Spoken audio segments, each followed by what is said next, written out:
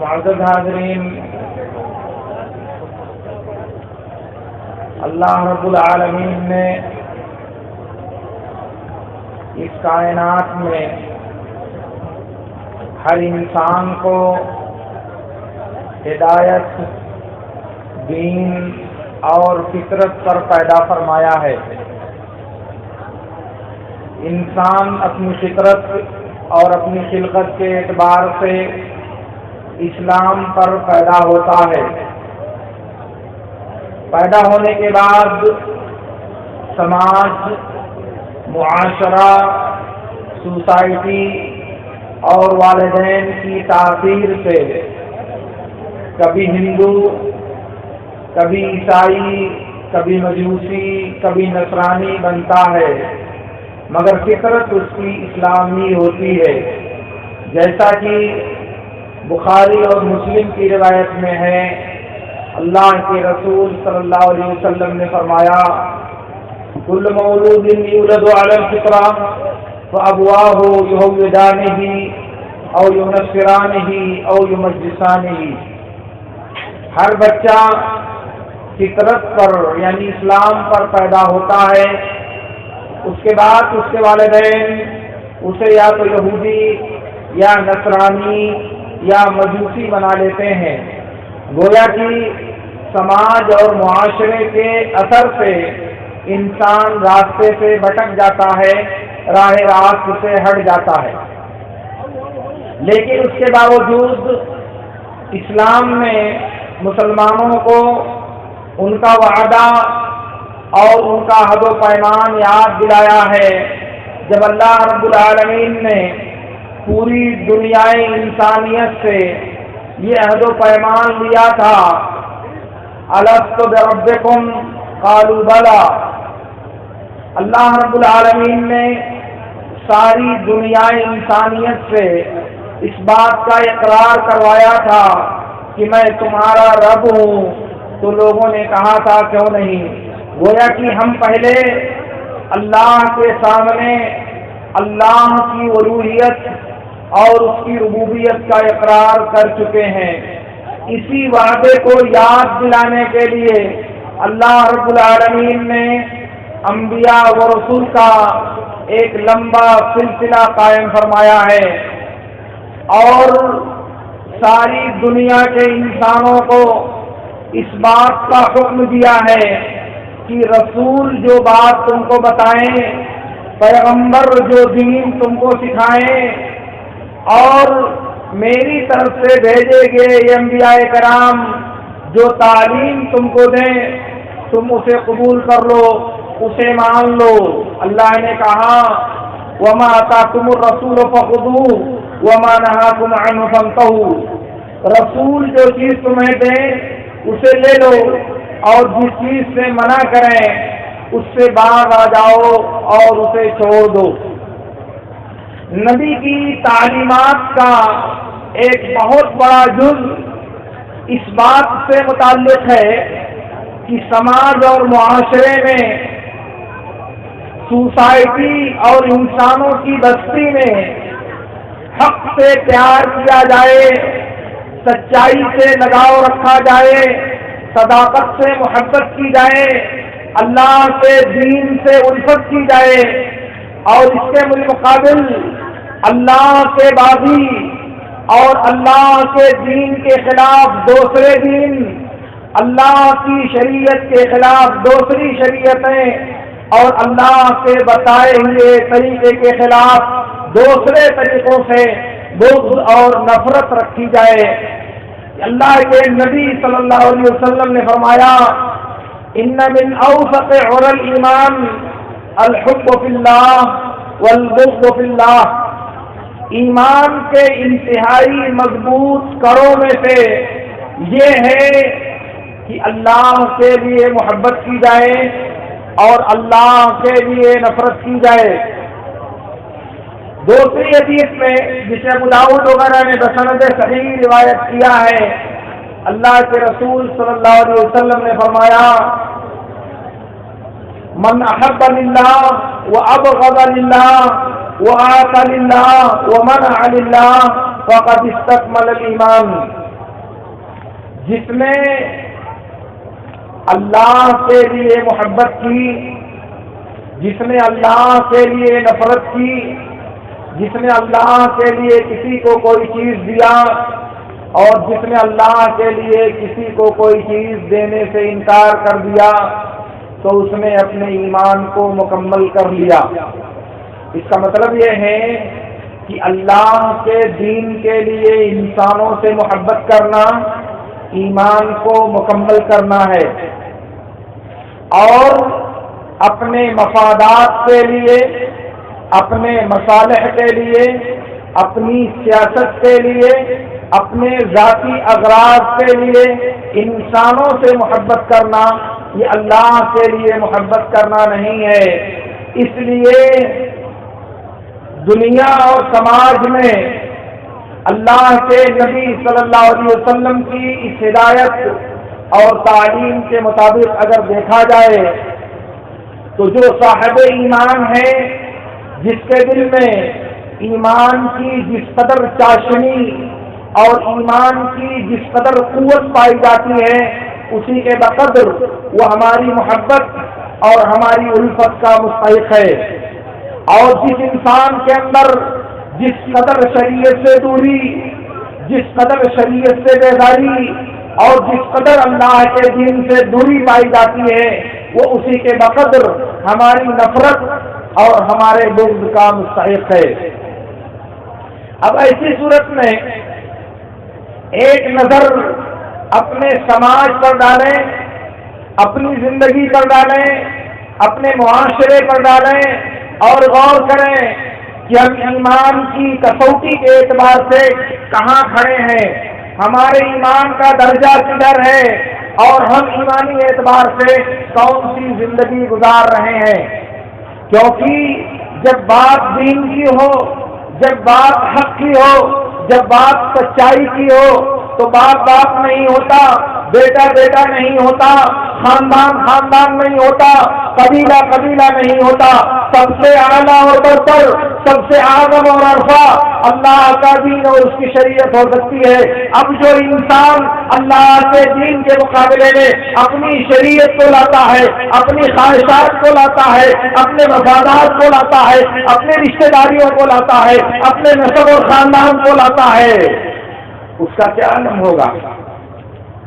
وہ محبت اور نفرت کے کس درجے میں ہوگا؟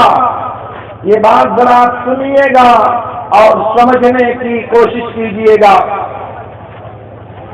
مسند احمد اور صحیح ابن حبان میں ابو برزہ سلمی اور انس بن مالک رضی اللہ تعالی عنہما کی دو روایتیں متعدد سندوں سے بسند صحیح مروی ہیں۔ اس میں ایک میں ہے ابو برزہ سلمی رضی اللہ تعالی عنہ کہتے ہیں کہ جلیبیب رضی اللہ تعالی عنہ ایک بدصورت انسان تھے، ایک بدشکل انسان تھے۔ ایک دن نبی صلی اللہ علیہ وسلم کے پاس آئے، اللہ کے نبی صلی اللہ علیہ وسلم نے جلیبیب سے کہا کہ تم شادی کیوں نہیں کر لیتے؟ انہوں نے کہا کہ اللہ کے رسول مجھ سے کون شادی کرے گا؟ رشتہ داری کے لیے مجھے کون قبول کرے گا؟ اللہ کے نبی صلی اللہ علیہ وسلم نے فرمایا میں تمہاری شادی کروں گا۔ ابو برزہ اسلمی کہتے ہیں کہ جلیبیب رضی اللہ تعالیٰ عنہ بہت مزاحیہ اور بہت کھلنگڑے انسان تھے، لوگوں سے راستوں میں گزرتے ہوئے مذاق کیا کرتے تھے۔ تو میں نے اپنی عورت سے کہا کہ اگر جلیبیب تمہارے پاس آئے اور تم نے ان سے گفتگو کیا تو تمہارے ساتھ ایسا اور ایسا کروں گا۔ پھر اس کے بعد ایک دن اللہ کے نبی صلی اللہ علیہ وسلم کے پاس جلیبیب رضی اللہ تعالیٰ عنہ بیٹھے تھے کہ اللہ کے نبی صلی اللہ علیہ وسلم نے ایک انصاری عورت سے، ایک انصاری مرد سے کہا کہ میں تمہاری بچی کا رشتہ چاہتا ہوں۔ اس نے کہا یہ تو ہمارے لیے خوش قسمتی کی بات ہے اور یہ ہمارے لیے بہت مسرت کی بات ہے، اللہ کے نبی ہم اس کے لیے تیار ہیں۔ اللہ کے نبی صلی اللہ علیہ وسلم نے کہا کہ میں اپنے لیے تمہاری بیٹی کا رشتہ نہیں چاہتا، میں جلیبیب کے لیے تمہاری بیٹی کا رشتہ چاہتا ہوں۔ اس نے کہا کہ اللہ کے رسول حتی وشاور امہا، میں اس کی ماں سے مشورہ لے لوں، اس کی ماں کی رائے لے لوں، پھر میں آپ کو بتاتا ہوں۔ اللہ کے نبی صلی اللہ علیہ وسلم نے کہا کہ ہاں۔ پھر اس کے بعد وہ گھر گئے اور اپنی بیوی سے کہا کہ اللہ کے رسول صلی اللہ علیہ وسلم نے ہماری بیٹی کا رشتہ مانگا ہے۔ ماں نے کہا یہ تو بہت مسرت اور بہت خوشی کی بات ہے، نعم و نعمت عین، یہ تو بہت خوشی کی بات ہے، بہت شادمانی کی بات ہے۔ کہا نہیں، اللہ کے رسول نے اپنے لیے نہیں جلیبیب کے لیے ہماری بیٹی کا رشتہ طلب کیا ہے۔ ماں نے کہا اللہ کے رسول کو میری بیٹی سے شادی کرنے کے لیے جلیبیب کے علاوہ کوئی نہیں ملا، ہم جلیبیب سے اپنی بیٹی کا رشتہ کریں گے، فلاں فلاں لوگوں کا رشتہ آیا، ہم نے اس رشتے کو رد کر دیا، اب جلیبیب سے ہم شادی کریں گے اپنی بچی کی؟ ایسا کیسے ہو سکتا ہے؟ میاں اور بیوی نے مشورہ کیا اور بات طے ہوئی کہ جا کے اللہ کے رسول صلی اللہ علیہ وسلم سے منع کر دو، جا کے انکار کر دو کہ ہم جلیبیب کو اپنی بیٹی نہیں دے سکتے۔ اسی حدیث کی آگے روایت میں ہے کہ وہ مومنہ لڑکی پردے کے پیچھے سے اپنے والدین کی بات سن رہی تھی۔ وہ باہر نکلی اور پوچھا کہ تم لوگ کیا گفتگو کر رہی تھی؟ تو ان لوگوں نے بتایا کہ ایسا اور ایسا معاملہ ہے اور ہم لوگوں نے یہ بات طے کیا ہے۔ اس غیرت مند خاتون نے کہا اتردان علی رسول اللہ صلی اللہ علیہ وسلم امرہ، کیا تمہارے پاس اتنی جرأت ہے کہ تم اللہ کے رسول کے حکم کو رد کر دو گے، تم اللہ کے رسول کے فیصلے کو لوٹا دو گے، تم اللہ کے رسول کے حکم کو ٹال دو گے؟ زوجونی ایاہ فواللہ لا یضیعنی اللہ ابدا، میری شادی جلیبیب سے کر دو، اللہ کی قسم اللہ رب العالمین مجھے ضائع نہیں کر سکتا۔ اس کے بعد وہ لوگ آئے، یعنی وہ انصاری صحابی اللہ کے نبی صلی اللہ علیہ وسلم کے پاس آئے اور آپ سے کہا کہ میری بیٹی کا معاملہ آپ کے ہاتھ میں ہے، آپ جو چاہیں فیصلہ کریں۔ اس کے بعد نبی صلی اللہ علیہ وسلم نے جلیبیب سے اس انصاریہ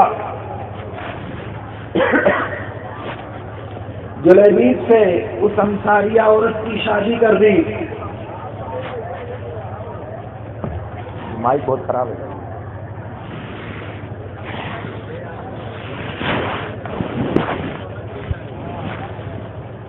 اللہ کے نبی صلی اللہ علیہ وسلم نے جلیبیب سے اس انصاریہ عورت کی شادی کر دی۔ اس حدیث کے ایک راوی ہیں جو انس سے روایت کرتے ہیں، اسحاق بن عبداللہ بن ابی طلحہ، انہوں نے اپنے ساتھی یعنی انس بن مالک کے دوسرے شاگرد ثابت بن اسلم بنانی سے پوچھا تم جانتے ہو کہ اللہ کے رسول صلی اللہ علیہ وسلم نے اس عورت کے لیے کیا دعا کیا تھا؟ کہا نہیں۔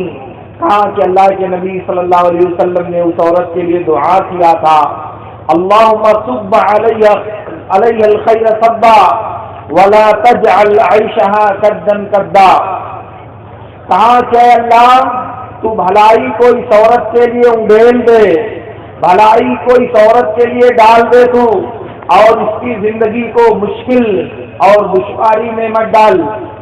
انس بن مالک کہتے ہیں میں نے مدینے میں کسی عورت کو نہیں دیکھا جو اس عورت سے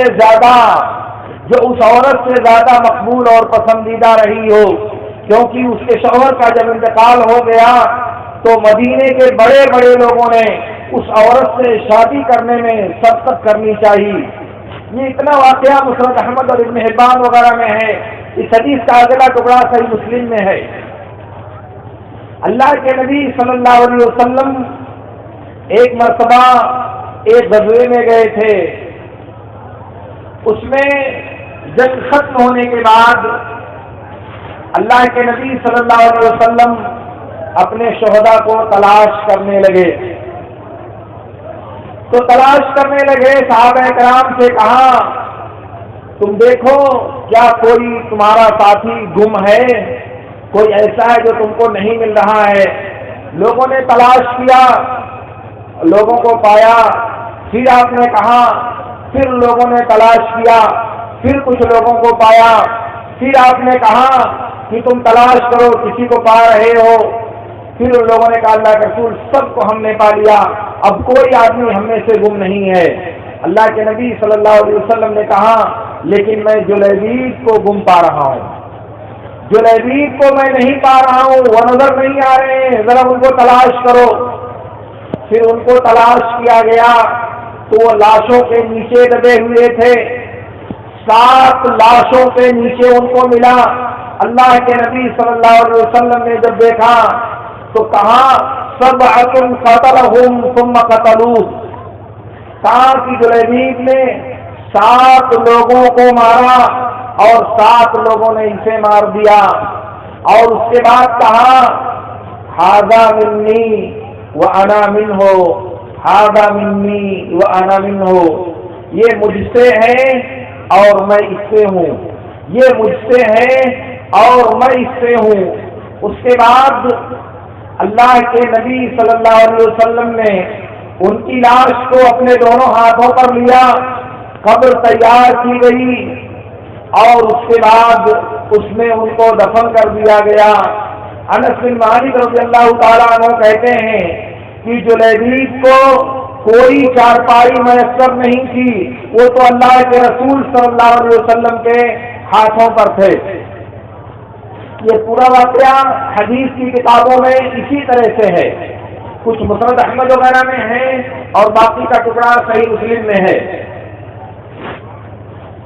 اس میں آپ غور کیجئے تو آپ کو دکھائی دے گا کہ اللہ کے نبی صلی اللہ علیہ وسلم کا حکم آ جانے کے بعد، اللہ کے نبی صلی اللہ علیہ وسلم کا فیصلہ آ جانے کے بعد خاندان اور قبیلہ، دوستی اور دشمنی، چاہت اور نفرت، ان چیزوں کا کوئی وجود باقی نہیں رہ جاتا۔ اسی لیے ابن الجوزی نے صفت الصفوہ میں ابن عبد البر رحمت اللہ علیہ سے نقل کیا ہے کہ اللہ رب العالمین کا فرمان وما كان لمؤمن ولا مؤمنة اذا قضى الله ورسوله امرا ان يكون لهم الخيارة من امرهم، اسی کے بارے میں نازل ہوئی ہے کہ اللہ اور اس کے رسول کا جب فیصلہ آ جائے تو کسی مومن مرد اور کسی مومن عورت کو کوئی اختیار اور کوئی چوائس حاصل نہیں رہتی۔ گویا کہ جب اللہ کے رسول کا حکم اور اللہ کے رسول کا فیصلہ آ گیا اور اس کے بعد کسی مومن مرد اور کسی مومن عورت کو اس میں چوں اور چرا کی کوئی گنجائش باقی نہیں رہ جاتی۔ ماں باپ نے اپنی اولاد کی خوشی اور اس کی راحت کی خاطر اپنا معیار اور اپنا جو سماجی اسٹیٹس تھا اس کے اعتبار سے لڑکا تلاشنا چاہا اور کہا کہ فلاں کو انکار کیا، فلاں کو انکار کیا، فلاں کو انکار کیا۔ اب جلیبیب ایک نادار اور ایک بدصورت آدمی سے ہم اپنی بچی کا رشتہ کیسے کر سکتے ہیں؟ ایسا کیسے ہو سکتا ہے؟ مگر یہ تو حکم سید القونین محمد الرسول اللہ صلی اللہ علیہ وسلم کا تھا، یہ فیصلہ تو رحمت للعالمین صلی اللہ علیہ وسلم کا تھا، اسے کیسے ٹالا جا سکتا تھا؟ تو اس لیے اس مومنہ بچی نے اپنے والدین کو یاد دلایا۔ حدیث کا لفظ فکان قبط ہونا، اس بچی نے اپنے والدین کو خواب خرگوش سے بیدار کر دیا، نیند سے جگا دیا، اور ان کو احساس ہوا کہ ہم اللہ کے رسول صلی اللہ علیہ وسلم کے فیصلے کی مخالفت کرنے کا عزم کر کے ہم نے اپنے ایمان کی مخالفت کیا ہے۔ اس کا مطلب یہ ہوا میرے دوستوں کہ جب اللہ اور اس کے رسول کا کوئی حکم، اللہ اور اس کے رسول کا کوئی فیصلہ اور اللہ کے دین کا کوئی حکم ہم کو معلوم ہو جائے تو جس وقت معلوم ہوگا اسی وقت ہم پر یہ فرض ہے کہ ہم اسے تسلیم کر لیں، اور اس کی راہ میں اگر باپ اور بیٹا، بھائی اور بہن، خاندان اور قبیلہ رکاوٹ بنتا ہے تو پھر سمجھ لو کہ آپ کے پاس ایمان نہیں ہے، سمجھ لو کہ آپ کے پاس ایمان نہیں ہے۔ اس لیے بہت پریشانی بات رہی، چل ہی نہیں رہا ہے، آواز ایک جگہ کوئی۔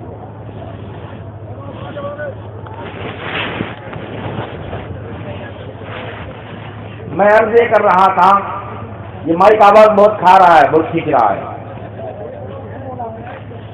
میں عرض یہ کر رہا تھا کہ اگر اللہ کے دین کے مقابلے میں اور اللہ کی شریعت کے مقابلے میں ہمارے مفادات ٹکرائیں، ہماری مصلحتیں ٹکرائیں، ہمارے جذبات ٹکرائیں، ہمارے رسم و رواج ٹکرائیں، ہمارا خاندان ٹکرائے، ہماری رشتہ داریاں ٹکرائیں اور حق کو اس کی وجہ سے دبا دیا جائے تو سن لو، میرے رب نے کہا ہے فَلَا وَرَبِّكَ لَا يُؤْمِنُونَ حَتَّى يُحَكِّمُوكَ فِيمَا شَجَرَ بَيْنَهُمْ ثُمَّ لَا يَجِدُوا فِي أَنفُسِهِمْ حَرَجًا مِّمَّا قَضَيْتَ وَيُسَلِّمُوا تَسْلِيمًا۔ تیرے رب کی قسم، اللہ رب العالمین نے پورے قرآن میں اتنی سخت قسم کسی اور دوسری جگہ پر نہیں کھائی ہے، اتنی سخت قسم صرف اس جگہ پر اللہ رب العالمین نے کھائی ہے، اور کہا ہے کہ تیرے رب کی قسم یہ لوگ اس وقت تک مسلمان نہیں ہو سکتے، مومن نہیں ہو سکتے جب تک اپنے اختلافی مسائل میں آپ کو جج اور حکم نہ مان لیں، جب تک آپ کو فیصل نہ تسلیم کر لیں، اور اسی پر نہیں بلکہ آپ کو فیصل ماننے کے بعد آپ کا جو فیصلہ ہے اس کے آگے سرے تسلیم خم کر دیں اور خوشی خوشی اسے مانیں، ان کی پیشانی پر کوئی شکم نہ آئے۔ گویا کہ ایمان والا ہونے کے لیے 3 شرطیں ہیں۔ پہلی شرط یہ ہے کہ جھگڑے والے مسائل میں، اختلافات میں، نزاعات میں فیصل اور جج کسی کو مانا جائے تو محمد الرسول اللہ صلی اللہ علیہ وسلم ہوں گے۔ دوسری بات، فیصلہ آ جانے کے بعد اسے مان لینا ہے، فیصلہ آ جانے کے بعد اسے تسلیم کر لینا ہے۔ اور تیسری بات، برضا و رغبت، خوشی خوشی تسلیم کر لینا ہے۔ پیشانی پر اگر بل پڑ گئے، پیشانی پر اگر پسینے نکل گئے تو یہ تسلیم کرنا نہیں ہوا، اور ایسے لوگوں کو اللہ رب العالمین نے کہا کہ یہ لوگ مومن نہیں ہو سکتے۔ اس لیے آپ اس آیت کو لے کر کے، نبی صلی اللہ علیہ وسلم کی احادیث کو لے کر کے آپ ذرا دیکھیں میرے دوستوں کہ آپ کہاں کھڑے ہو، آپ کا دین کہاں کھڑا ہے، آپ کا ایمان کہاں کھڑا ہے، آپ کا جذبہ اطاعت کہاں کھڑا ہے، ایک بار ذرا ضرور سوچئے گا۔ بخاری کی روایت میں ہے، عبداللہ بن زبیر رضی اللہ تعالیٰ عنہ کہتے ہیں کہ ایک مرتبہ میرے اور ایک انصاری کے درمیان زمین کی سینچائی کے بارے میں جھگڑا ہو گیا۔ انصاری اور عبداللہ بن زبیر رضی اللہ تعالیٰ عنہ کے والد زبیر بن عوام رضی اللہ تعالیٰ عنہما کے درمیان اختلاف ہو گیا، کیونکہ نالی کے قریب عبداللہ زبیر بن عوام کا کھیت پڑ رہا تھا، اس لیے یہ کہہ رہے تھے کہ پانی سے کھیت کو سینچنے کا زیادہ حقدار میں ہوں، اور انصاری کا کھیت دور پڑ رہا تھا، وہ کہہ رہا تھا کہ چونکہ میرا کھیت دور ہے اس لیے پانی پہلے مجھے دے دو، تمہارا تو نزدیک ہے، تم جب بھی چاہنا سینچ لینا۔ تو دونوں نے کہا کہ نہیں، پہلے میں سینچوں گا، اس نے کہا کہ پہلے میں سینچوں گا۔ مقدمہ اللہ کے نبی صلی اللہ علیہ وسلم کی عدالت میں پہنچا. اللہ کے نبی صلی اللہ علیہ وسلم نے فیصلہ کیا. یہ صحیح بخاری کی روایت میں ہے. اللہ کے نبی صلی اللہ علیہ وسلم نے فیصلہ کیا کہ اے زبیر، تم اپنے کھیتوں کو پانی دے لو اور اس کے بعد پانی کو چھوڑ دو، تمہارے پڑوسی انصاری کے کھیت میں پانی چلا جائے. یہ بات انصاری آدمی نے سنی تو ان کو یہ فیصلہ اچھا نہیں لگا، بہت ناراض ہوئے اور کہا انکان ابن عمتک، آپ نے اس فیصلے میں انصاف کا لحاظ نہیں کیا. وہ آپ کے پھوپھی ذات بھائی ہیں، اس لیے آپ نے ان کی رعایت کرتے ہوئے ان کے حق میں فیصلہ کیا ہے. اللہ کے نبی صلی اللہ علیہ وسلم بہت غصہ ہوئے اور اپنا فیصلہ بدل کر کے دوسرا فیصلہ کرتے ہوئے فرمایا، کہا کہ زبیر، تم اپنے کھیتوں کو سینچو یہاں تک کہ پانی میل کے برابر ہو جائے، پھر اس کے بعد اپنے پڑوسی کے پاس پانی جانے دینا. بات یہاں تک ختم ہو گئی. اللہ کے نبی صلی اللہ علیہ وسلم رحمت للعالمین تھے. اللہ رب العالمین نے آپ کو سارے عالم کے لیے رحمت و رافت بنا کر کے بھیجا تھا. آپ نے صبر کر لیا، مگر عرش والے کو یہ بات سخت ناگوار گزری.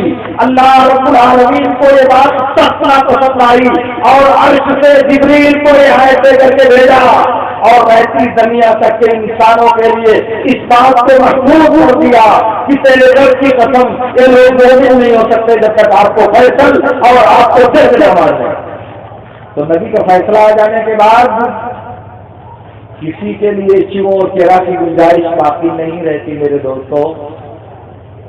اور اگر اس کے بعد بھی باپ کی محبت رکاوٹ بنتی ہے، بیٹے کی محبت رکاوٹ بنتی ہے، خاندان اور قبیلے کی محبت رکاوٹ بنتی ہے، تو ایمان کدھر ہے؟ دین پر عمل کا جذبہ کدھر ہے؟ دل میں اعتقاد کدھر ہے؟ نبی کی محبت کدھر ہے؟ شریعت کی الفت کدھر ہے؟ ایک بار ذرا سوچو بیٹھ کر کے میرے دوستوں. بہت آسان ہے، آپ کہہ دیتے ہو کچھ بھی ہو، یہ میرا باپ ہے، میں وہی کروں گا جو میرا باپ چاہے گا، وہ جہنم میں جائے یا جنت میں جائے، وہ صحیح کرے یا غلط کرے، مگر میں اسے نہیں چھوڑ سکتا. کیوں؟ میرا نبی اپنے پورے خاندان کو چھوڑ سکتا ہے، میرے نبی کے صحابہ پورے خاندان کو چھوڑ سکتے ہیں، باپ بیٹے کے مقابلے میں تلوار لے کر کھڑا ہو سکتا ہے، اور آپ حق کے لیے، نبی کے لیے، اللہ کے دین کے لیے، اللہ کی شریعت کے لیے اپنے جذبات کو قربان نہیں کر سکتے، اپنی خواہشات کو قربان نہیں کر سکتے، اپنی سوچ اور تصور کو قربان نہیں کر سکتے. کون سا ایمان ہے یہ؟ سنو، ابن ابی حاتم نے جرح و تعدیل کے مقدمہ میں ایک واقعہ لکھا ہے. عبداللہ بن عمرو رضی اللہ، عبداللہ بن وہب رضی اللہ تعالیٰ عنہ سے. عبداللہ بن وہب یہ امام مالک بن انس رحمۃ اللہ علیہ کے شاگرد ہیں اور اہل مصر کے امام ہیں. یہ کہا کہ میں مدینے میں امام مالک کے درس میں بیٹھا تھا، ان سے پوچھا گیا کہ وضو کے اندر انگلیوں کے درمیان خلال کیا جائے یا نہ کیا جائے. امام مالک رحمۃ اللہ علیہ نے کہا اس بارے میں کوئی حدیث مجھے نہیں معلوم ہے اور اللہ کے نبی صلی اللہ علیہ وسلم سے اس بارے میں کوئی حدیث وارد نہیں ہے، اس لیے وضو میں انگلیوں کا خلال نہیں کیا جائے گا. عبداللہ بن وہب رضی اللہ تعالیٰ عنہ کہتے ہیں کہ میں چپ رہا. اس کے بعد جب بھیڑ کٹی تو میں قریب ہوا. ذرا آپ دھیان دیجیے کہ میں آپ سے کیا کہنا چاہ رہا ہوں، اور یہ واقعہ بسند صحیح روایت کیا ہے ابن ابی حاتم نے. میں قریب گیا اور کہا کہ استاد محترم، ہم سے لیث بن سعد نے، عبداللہ بن لحیہ نے اور عمرو بن حارث نے ہم سے حدیث بیان کیا ہے، اور انہوں نے عبداللہ بن عمرو معافری سے، اور انہوں نے ابو عبد الرحمن الملی سے، اور انہوں نے مستورد بن شداد سے حدیث بیان کیا ہے کہ اللہ کے رسول صلی اللہ علیہ وسلم نے فرمایا ہے کہ جب تم وضو کرو تو وضو کے اندر اپنی انگلیوں میں خلال کرو، یعنی دوران وضو انگلیاں اپنے پیروں کے دونوں انگلیوں کے بیچ میں داخل کرو۔ امام مالک نے کہا کہ یہ حدیث تو حسن ہے، اس سے پہلے میں نے یہ حدیث نہیں سنی۔ عبداللہ بن وہب رحمۃ اللہ علیہ کہتے ہیں اس کے بعد میں نے دیکھا کہ جب کبھی بھی مالک بن انس رحمۃ اللہ علیہ سے پوچھا جاتا تھا وضو کے اندر انگلیوں کے خلال کرنے کے بارے میں، تو وہ کہتے تھے کہ وضو میں انگلیوں کا خلال کرنا سنت ہے۔ عبداللہ بن وہب رحمۃ اللہ علیہ شاگرد ہیں اور مالک بن انس امام اہل مدینہ، امام دار ہجرت، ان کے سامنے شاگرد نے بیان کیا اور انہوں نے اسے قبول کر لیا۔ غیرت، عصبیت، بڑکپن اور نبی کے فرمان کے مقابلے میں اپنے جذبات کو حائل نہیں ہونے دیا، ورنہ آپ سمجھتے ہیں کہ کتنی بڑی بات ہے کہ ایک شاگرد آ کر کے استاد کو ٹوک رہا ہے، ایک ادنا شاگرد ایک بہت بڑے استاد کو بتا رہا ہے کہ حضرت آپ کی یہ بات حدیث کے خلاف ہے، آپ کی یہ بات حدیث کے موافق نہیں ہے۔ اور استاد بھی کیا ہے ماشاءاللہ، کچھ نہیں کہا کہ تمہاری جرأت کیسے ہوئی، یہ گستاخی کرنے کی تمہاری ہمت کیسے ہوئی، نبی کا فرمان سننے کے بعد بلا چوں چرا اسے تسلیم کر لیا۔ اب اگر ہم میں سے کوئی آدمی حق کی بات آنے کے بعد، شریعت کی بات آنے کے بعد، محمد رسول اللہ صلی اللہ علیہ وسلم کا فرمان آنے کے بعد کہے کہ میں کیسے کر سکتا ہوں، یہ تو میرا باپ ہے، میں کیسے کر سکتا ہوں، یہ تو میرا خاندان ہے، اس کا ایمان کہاں ہے، اس کا دین کہاں ہے، اس کی تعلیم کہاں ہے؟ سنو میں بتاتا ہوں آپ سے۔ وقت ہے یہ مائک بہت کھا رہا ہے۔ بخاری اور مسلم کی روایت میں ہے، بہت خراب، بہت کھا رہا آواز اور بول نہیں پا رہا ہوں۔ بخاری اور مسلم کی روایت میں ہے، ابو موسیٰ اشعری رضی اللہ تعالیٰ عنہ کہتے ہیں کہ ایک دن میں عمر بن خطاب رضی اللہ تعالیٰ عنہ کے گھر گیا، میں نے دروازے پر دستک دی، 3 بار اجازت طلب کیا، اجازت نہیں ملی تو واپس چلا آیا۔ عمر بن خطاب رضی اللہ تعالیٰ عنہ کسی کام میں مشغول تھے، جب فارغ ہوئے تو کہا کہ ابھی میں نے ابو موسیٰ اشعری کی آواز سنی تھی، کسی کو باہر بھیجا تو کہا کہ باہر نہیں کہا ذرا ان کو بلا کے لاؤ۔ تو عمر بن خطاب رضی اللہ تعالیٰ عنہ نے ابو موسیٰ اشعری رضی اللہ تعالیٰ عنہ کو بلوایا اور کہا کیا تم آئے نہیں تھے میرے گھر؟ کہاں آیا تھا اور میں نے 3 بار اجازت طلب کی، اجازت نہیں ملی تو چلا گیا، کیونکہ میں نے نبی صلی اللہ علیہ وسلم سے سنا ہے کہ اللہ کے نبی صلی اللہ علیہ وسلم نے فرمایا ہے کہ 3 بار اجازت طلب کرو، اگر اجازت دی جائے تو ٹھیک ہے ورنہ واپس چلے جاؤ۔ عمر بن خطاب رضی اللہ تعالیٰ عنہ نے کہا اس کے لیے کوئی گواہ لاؤ ورنہ میں تم کو چھوڑوں گا نہیں۔ ابو موسیٰ اشعری رضی اللہ تعالیٰ عنہ مسجد نبوی میں آئے گھبرائے ہوئے، ابی بن کعب اور دیگر صحابہ کرام بیٹھے ہوئے تھے، انہوں نے بتایا کہ ایسا اور ایسا معاملہ پیش آیا ہے، تو ابی بن کعب رضی اللہ تعالیٰ عنہ نے کہا اس کے لیے تو ہم میں سب سے چھوٹا جو آدمی ہے وہ تمہارے لیے شہادت دے گا۔ اس حدیث کو بتانے کے لیے ہم میں سے جو سب سے کم سن اور سب سے کم عمر جو بچہ ہے وہ تمہارے ساتھ جا کر کے عمر بن خطاب رضی اللہ تعالیٰ عنہ کے پاس گواہی دے گا۔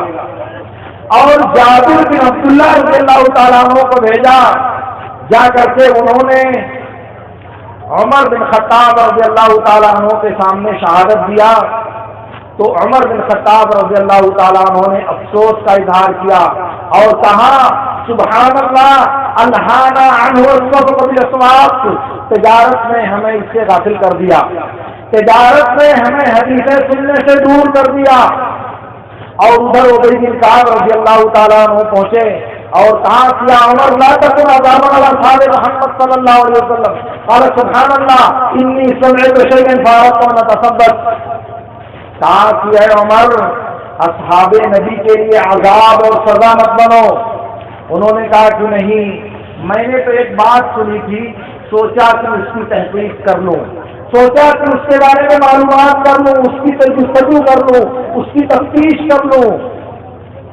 عمر بن خطاب رضی اللہ تعالیٰ عنہ خلیفہ دوم، انبیاء کے بعد دنیا کے دوسرے نمبر کے افضل ترین آدمی ہیں.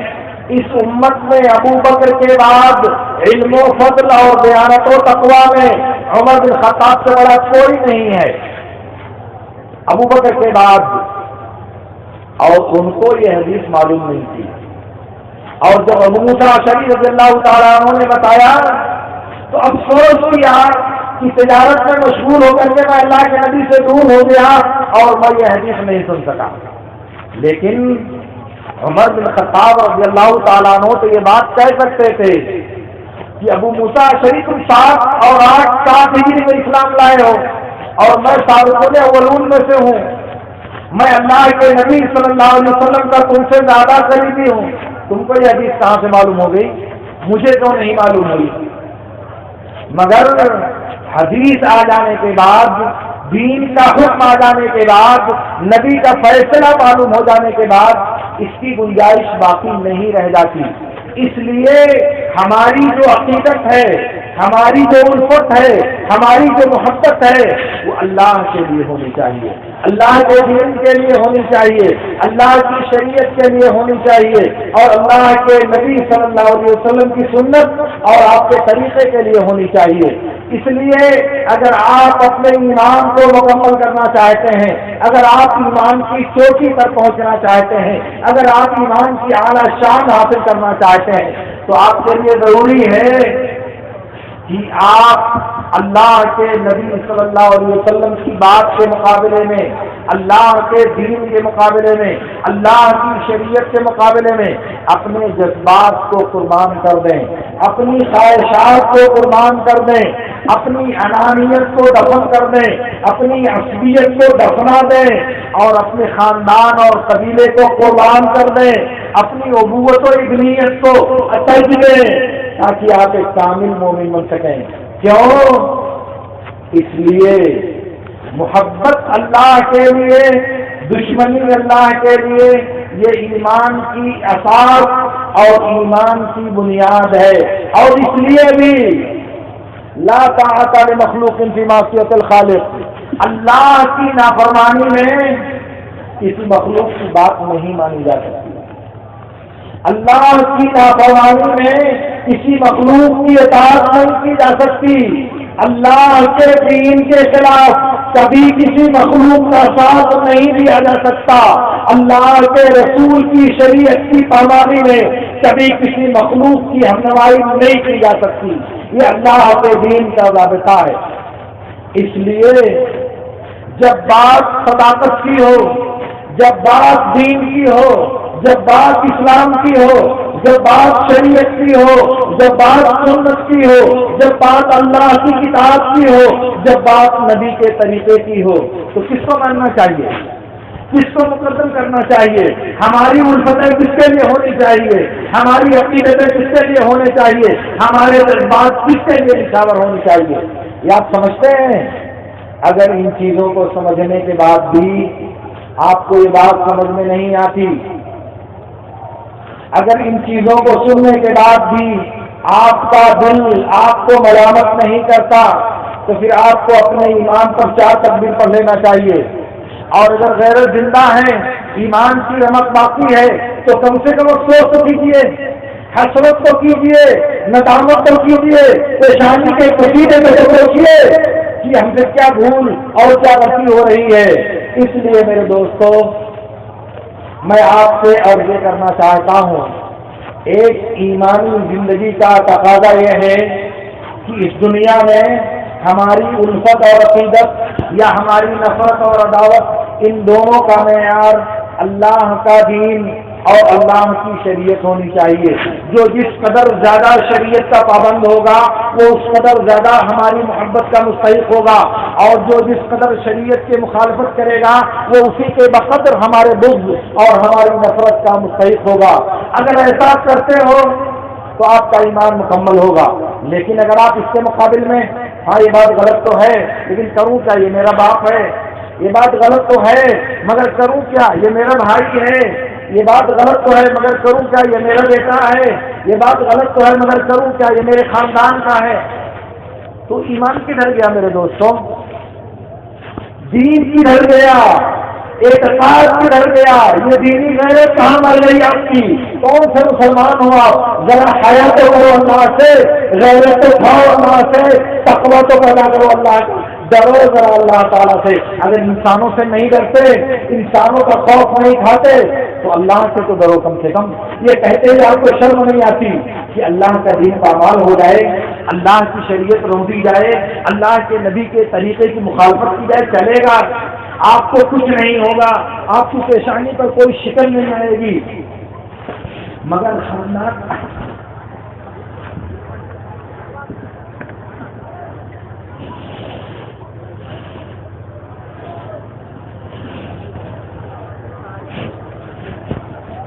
اللہ کے دین کو پامال کر دیا جائے تو آپ کو کوئی افسوس نہیں ہوگا، اللہ کے دین کی مخالفت کی جائے تو آپ کو کوئی افسوس نہیں ہوگا، نسلوں کو اپنی انانیت کی بھیٹ چڑھا دیا جائے آپ کو کوئی افسوس نہیں ہوگا، انسانی افزائش کے طریقوں کو درگور کر دیا جائے آپ کو کوئی افسوس نہیں ہوگا، مگر آپ کی خاندان کے کسی حرف پر آنچ آئے، آپ کے قبیلے کے کسی فرد پر حرف آئے، آپ کے اصلیت کے ٹھکانوں پر کوئی حرف آئے، آپ کے مرکز الفت پر کوئی آنچ آئے تو آپ کو بڑی تکلیف پہنچتی ہے.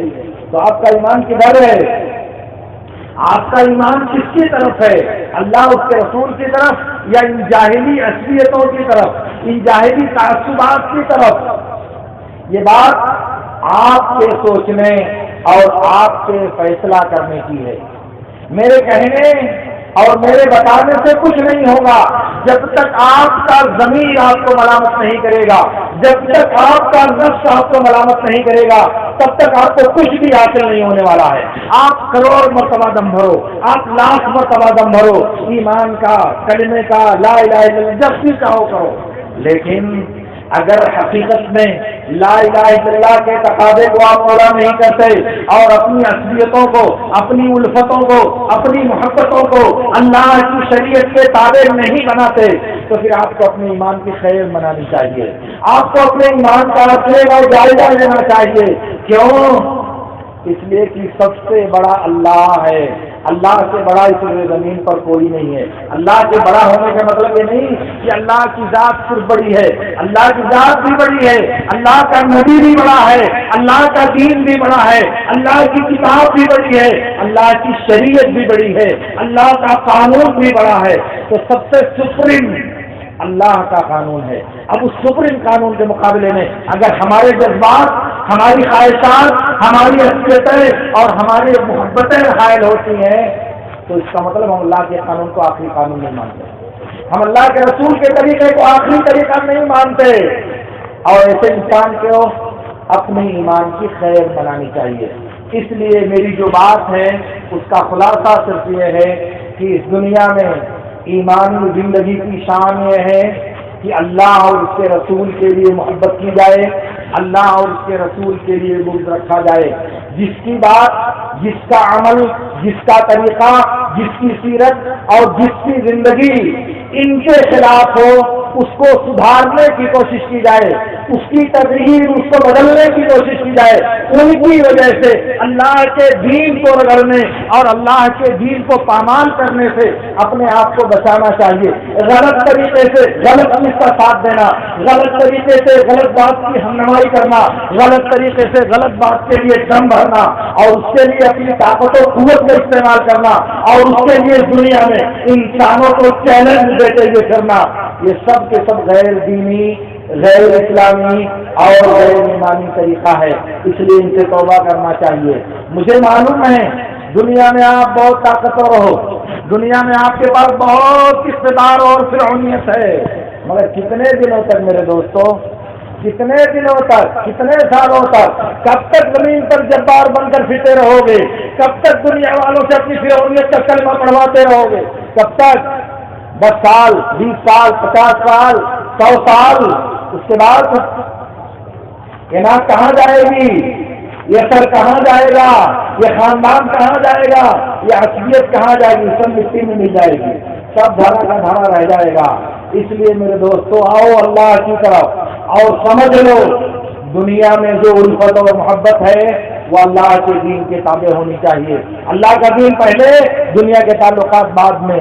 اللہ کا دین پہلے، خاندانی تعلقات بعد میں۔ اللہ کا دین پہلے، آپس کی دوستیاں اس کے بعد، آپس کی دشمنیاں اس کے بعد، سب کو اس کے تابع ہونا چاہیے۔ اس لیے اللہ رب العالمین سے میری دعا ہے کہ اللہ رب العالمین ہمیں ان باتوں کو سمجھنے اور ان پر عمل کرنے کی توفیق عطا فرمائے۔ وآخر دعوانا ان الحمد للہ رب العالمین۔ اقول لکم ما تسمعون واستغفر اللہ لی ولکم۔